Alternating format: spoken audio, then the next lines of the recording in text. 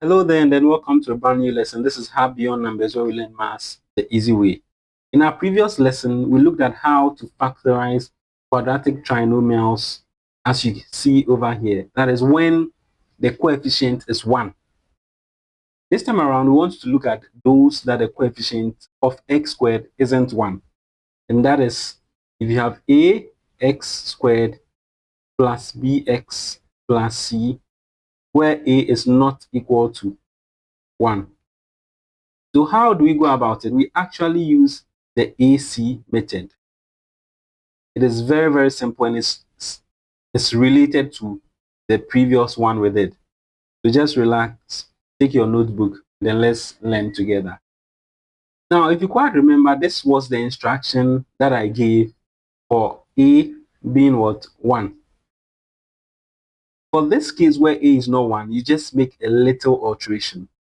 So instead of looking for the factor pair of C, we actually first of all find the product of A and then C. So we find AC. Then if we find AC, that is the number we have as our A, we multiply it by what we have here as the C. And then it is with this AC that we will find its factor pair. We don't find the factor pair of C only, but then AC. That is the product of the number you have as the coefficient of x squared and C. We find the factor pairs, and then we use that factor pair to now find the sum that adds up to give us B. Just learning this in theory wouldn't give you a better understanding. Hence, let's take some examples and then we see how we can actually go about it. So for this first example we have, it says 2x squared plus 7x plus 3.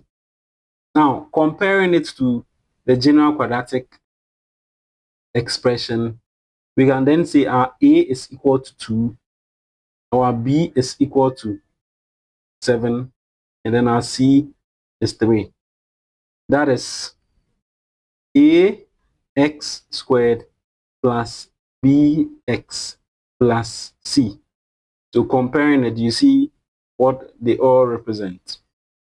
So since we have taken note that our A is not 1, what you do is you look for AC. And AC simply means multiply the value of A by the value of C. That is 2 times 3. And 2 times 3 gives us what? 6. Now, it is this 6 that we then look for its factor pairs.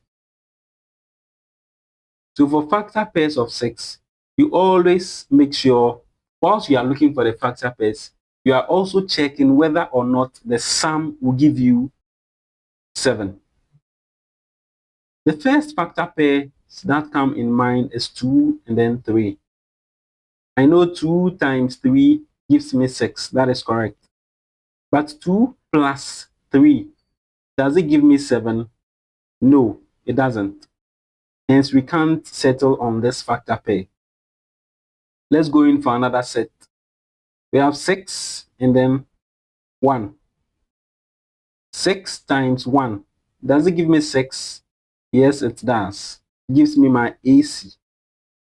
But then, does it give me the B? So that is 6 plus 1. Does it give me the B we have over here?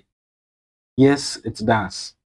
So what this means is, among the factor pairs, we can then select 6 and 1 to do the expansion. I can now claim this we have here. So that instead of 2x squared plus 7x plus 3, we are then going to rewrite it with our new expansion. As we still maintain the 2x squared, then instead of the 7, we are going to rewrite the 7 as 6 plus 1, so that we have a 6x, then plus 1x. Now you should know that if it is 1, we choose not to write it, but we can just write just the x. And then plus 3.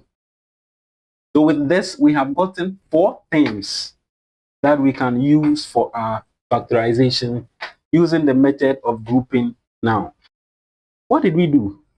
The coefficient of x squared being more than 1 or being any other number but 1 simply means we look for what the product of a and c, just as we have done here.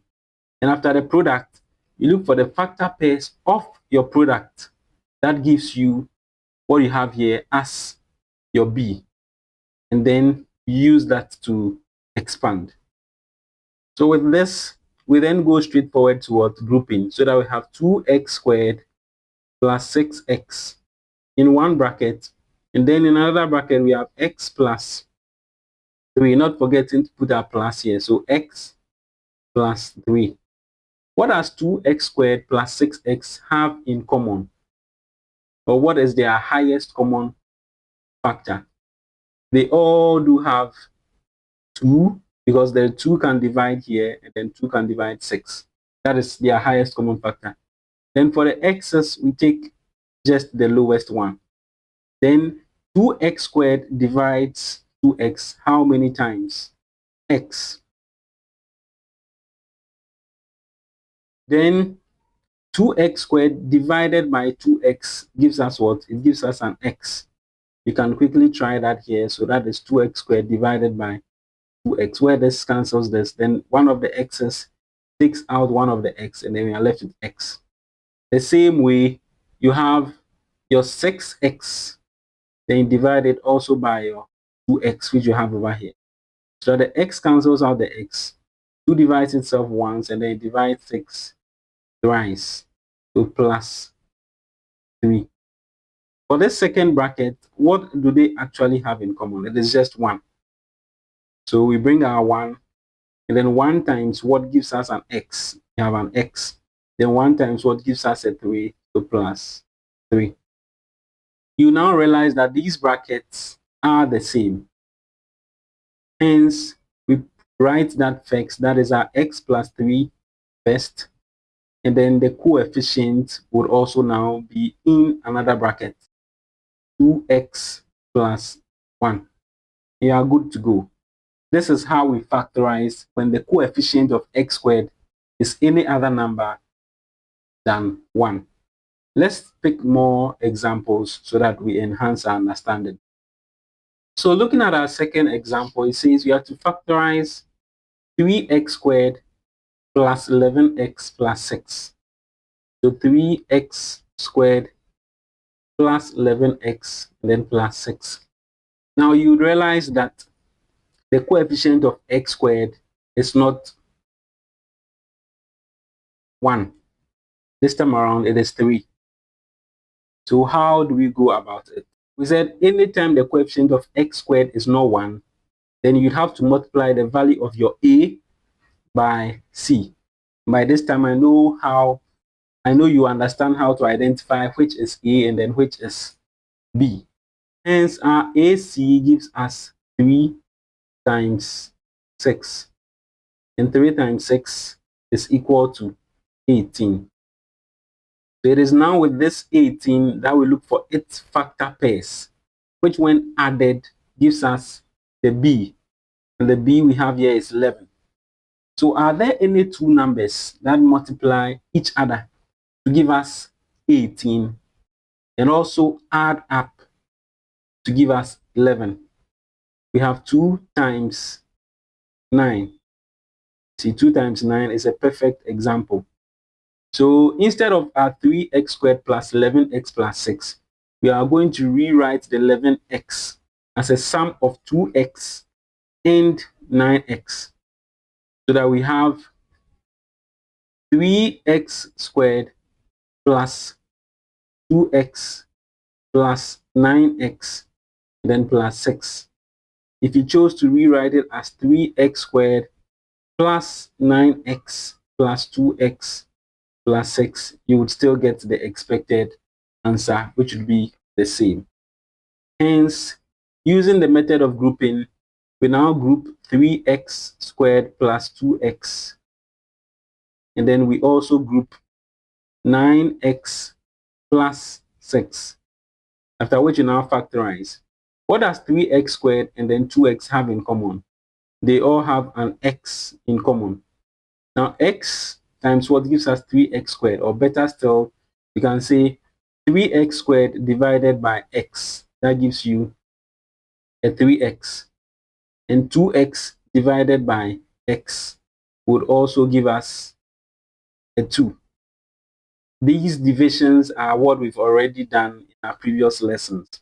But if you still have any issue of concern, you can always let me know at the comment section. Now we have 9x plus 6. What do they have in common? What is the highest common factor of 9 and then 6? That is a 3. And for the variables, there's no common factor. Hence, we have 9 times what gives us 3 times what gives us 9. And that is a 3. Then 3 times what gives us the x. Then we just bring our x down. Or you can say 9x divided by 3. You know that 3 divides 9 to give us what? 3, and then you have your 3x. Then finally, you have 3 times what gives us 6. That is a 2. You should always take note that if you are able to get the first bracket correctly, the second one will just be the same. So all you need is the factor, and you write what remains in your bracket. With that, this bracket and this bracket are the same. Hence, we write that out, which is the 3x plus 2. Then in another bracket, we put in the coefficient of these brackets, which is the x plus 3. And this becomes the factorization of 3x squared plus 11x plus 6. Let's then solve one last example under this. And this time around, we are going to take an a, which is a negative number, but then its absolute value is greater than 1. So this is our last question, also on factorization. And this time around, our a is a negative 2. So it says negative 2x squared plus 7x minus 3. You can pause at this stage and then try it on your own so that you come back and then you see how we'll do it together. If you're able to do it on your own, well, now let's do it together. So we have our a being negative 2 and then c being negative 3. So our AC then is going to give us a negative 2 times a negative 3, which is equal to 6. So we look for the factors of 6, which when added gives us 7. Factors of 6 that when we add will give us 7 is just 1 and 6. We know 1 times 6 gives us 6. Then 1 plus 6 will give us what? The 7. So we now rewrite this so that it becomes negative 2x squared. Then the 7 becomes plus 1x, then plus your 6x, and then your minus 3. You can always choose to ignore this 1, because if it is 1, we don't write. With that done, we then have to group them together. So the first 2 in one group, and then the second 2 also in one group, so that we have. Now take note, anytime there's a negative, you have to be extra careful about what you factorize out. If there's a negative here, you know addition is made up of 2 negatives, you see. So for the numbers, you actually factorize the negative out. So I have a negative, then negative, that is for the number. So it was negative 2 and then positive 1. Their highest common factor becomes a negative 1. Then for the x's, we always said we take the lowest one. So for x squared and then x, their common factor is your x. So we bring that x out here, and then we do our division.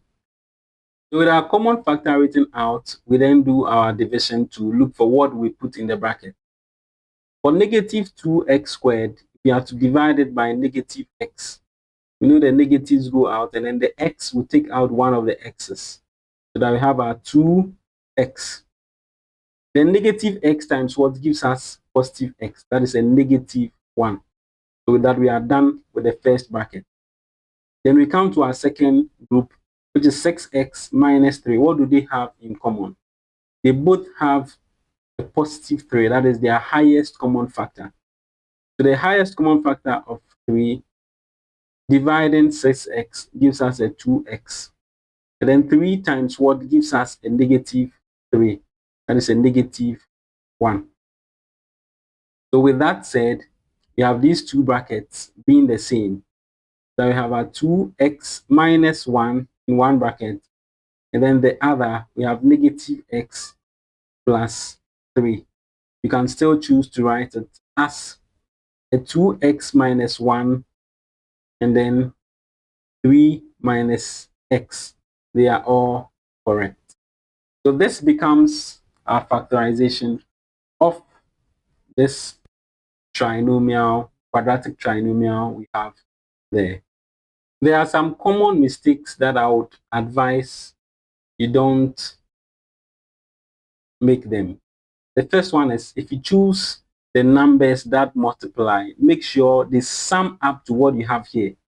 You don't just take any factor and then use it to substitute, but rather it should be the factor pairs that multiply to give you your AC, then add as well to give you your B. Do not forget your signs. In this case here, you see what happened. So anytime you have the negative, you should always make sure you pay close attention. And you write your brackets correctly as well. Sometimes people do this and then they assume they are done with the factorization, but no, you should always continue till you get your final answer.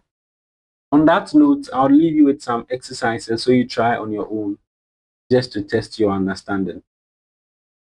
So here are just 5 questions you can try on your own to test your understanding. Let's have beyond numbers where we learn maths the easy way. If this is your first time on this channel and you so do wish, you can subscribe so that anytime I release a video, you'll be notified as well. See you in our next lesson. Then bye for now. Stay blessed.